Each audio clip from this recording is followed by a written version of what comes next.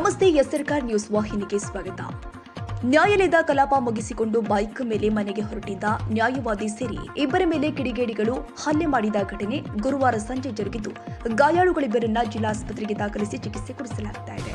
ನ್ಯಾಯವಾದಿ ರಾಹುಲ್ ಟೆನಗಿ ಹಾಗೂ ನಿಹಾಲ್ ಹೆಗ್ಗನಾಯ್ಕ ಮೇಲೆ ಹಲ್ಲೆ ಮಾಡಿ ಪರಾರಿಯಾಗಿದ್ದಾರೆ.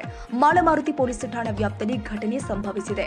ಕಲಾಪ ಮುಗಿಸಿಕೊಂಡು ಮನೆಗೆ ಹೊರಟಾಗ ಮುತ್ಯಾನಟ್ಟಿ ಹಾಗೂ ಕಣಬರಗಿಯ 20 ಜನರ ಗುಂಪು ಮಚ್ಚಿನಿಂದ ನಮಗೆ ಅಟ್ಟಾಡಿಸಿ ಹಲ್ಲೆ ಮಾಡಿದ್ದಾರೆ ಎಂದು ನ್ಯಾಯವಾದಿ ರಾಹುಲ್ ಟೆನಗಿ ಆರೋಪಿಸಿದರು. ಬೆಳಗಾವಿಯಲ್ಲಿ ಸುದ್ದಿಗಾರರೊಂದಿಗೆ ಮಾತನಾಡಿದರು.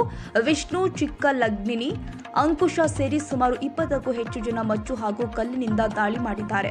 ನಾವು ವಕೀಲರು ಎಂದು ಹೇಳಿದ್ರು, ಬೆನ್ನು ಹತ್ತಿ ಹೊಡೆದಿದ್ದಾರೆ ಎಂದಿದ್ದಾರೆ. ಜಗಳ ಆಗಿತ್ತು ಮತ್ತು ಅಂದರೆ ಜಗಳ ಅಂದ್ರೆ ಗಾಡಿ ಮೇಲೆ ಬರತ್ನಾಗ ಹಿಂಗೆ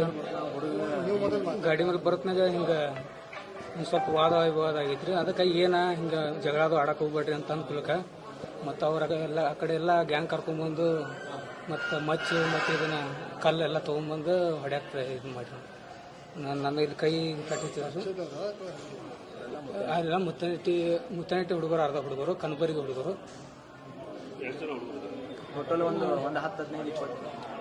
10 ಜನ ಇದ್ದರು. ಅದರಲ್ಲಿ ವಿಷ್ಣು ಚಿಕ್ಕಲ್ದಿನಿ ಮತ್ತು ಅಂಕುಶ್ ಮತ್ತು ಸನ್ರಾಜ್ ಚಿಕ್ಕಲ್ದಿನಿ, ಅಭಿಷೇಕ್ ಇವರು ಅವ್ರ ಮೇಲೆ ನಮ್ಮ ಮೇಲೆ ಕಲ್ಲು ತೂರಾಟ ಮಾಡಕತ್ತ ನಾವು ಎಸ್ಕೇಪ್ ಇದು ಹೋಗಕ್ಕೆ ಹೋದು. ಆದ್ರೂ ಬೆನ್ನು ಹೈತಿ ಇದು ಮಾಡಿ ಸಾಮಾನು ತೊಗೊಂಬಂದು ಬೆನ್ನು ಹೈತಿ ಇದು ಮಾಡಿದ್ದಾರೆ. ಎಲ್ಲ ಹಂಗೆಲ್ಲ ಇದು ಮಾಡಿ ಏನು ಜಾಗ ಇಲ್ಲ ಅಂತ ಆಮೇಲೆ ಒಂದು ಇವ್ರ ಮೇಲೆ ಇದನ್ನ ಮಾಡತ್ಲೆ ಒಂದು ಸ್ವಲ್ಪ ಇದನ್ನ ಅವಂಗ ಹಂಗೆಲ್ಲ ಮಾಡ್ಬಾರ್ದು ಅಂತ ಹೇಳಕ್ಕೆ ಹೋಗಿದ್ದು ರೀ.